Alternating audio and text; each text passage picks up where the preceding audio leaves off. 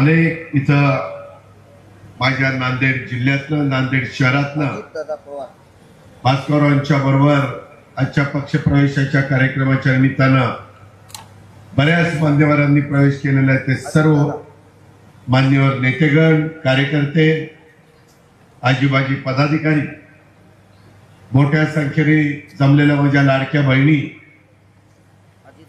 माझे शेतकरी बंधू, माझे प्रतिष्ठित नागरिक, पत्रकार मित्र, इलेक्ट्रॉनिक प्रिंट मीडियाचे सगळे माझे सहकारी, संघटनेमध्ये काम करणारे सर्व सन्माननीय पदाधिकारी आणि माझ्या तरुण मित्रांनो, वेळ बराच झालेला आहे जी मला जाणीव आहे।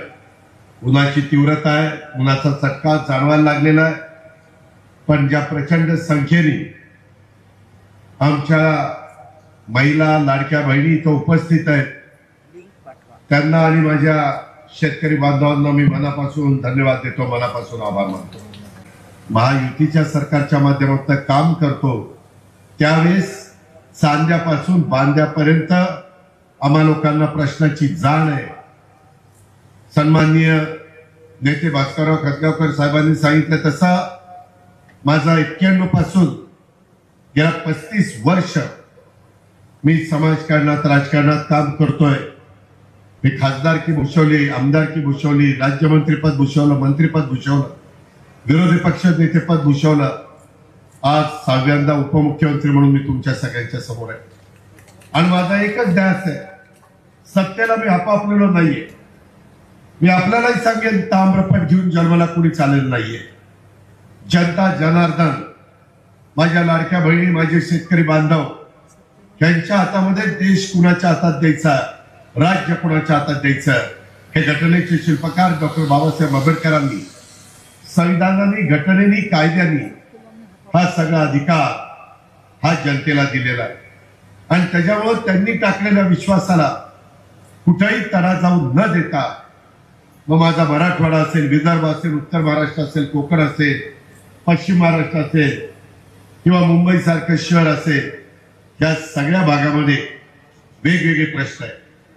आज देखील इथं बोलत असताना नांदेडच्या या ऐतिहासिक आणि धार्मिक वारसा लाभलेल्या त्या माझ्या साधू संतांच्या पवित्र भूमीमध्ये, मराठवाडा म्हणजे काय साधू संतांची भूमी म्हणून ओळखली जाते। आणि आज नांदेडचे लोकप्रिय नेते, माजी मंत्री, मी देखील त्यांच्याबरोबर, सुधाकर प्रकाश कुलकर्णी, आमच्या माजी जिल्हा परिषदेच्या सदस्य आणि सामाजिक कार्यकर्ता डॉक्टर मिनल पाटील खतगावकर आणि बरेच, सुरजीत सिंग जी, अशोक पाटील मुगावकरजी, मी आता पुन्हा सगळ्यांची, हैदर पटेलजी, जोगिंदर सिंग खैराजी, अशा अनेक मान्यवरांनी सगळ्यांनी प्रवेश केलेला आहे।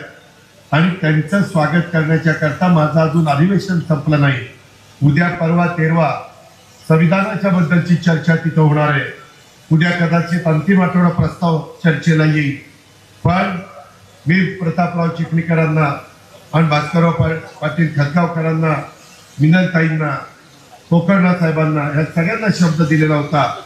ज्यावेळेस मोहनरावांच्या पक्षप्रवेशाच्या निमित्तानं आणि इतर कार्यकर्त्यांच्या पक्षप्रवेशाच्या निमित्तानं आलो असताना त्याही वेळेस सांगितलं की मी परत येईल।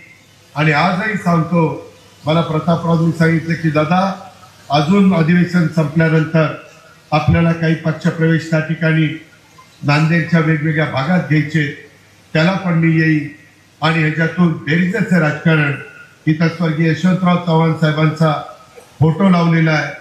यशवंतराव चव्हाण साहेबांचं स्मरण करून सुसंस्कृत महाराष्ट्र कसा असला पाहिजे, विरोधकांशी कसं वागलं पाहिजे, कसं बोललं पाहिजे, विरोधकांना पण कसा मान सन्मान ठेवला पाहिजे। आणि ते ठेवत असताना शेवटचा माणूस, त्याचा समस्या याही सोडवण्याच्या करता राज्यकर्त्यांनी कष्ट घेतले पाहिजे, परिश्रम घेतले पाहिजे। ही जी दिशा दिली, हा विचार दिला, त्या विचाराने आम्ही पुढे चाललेलो आहे।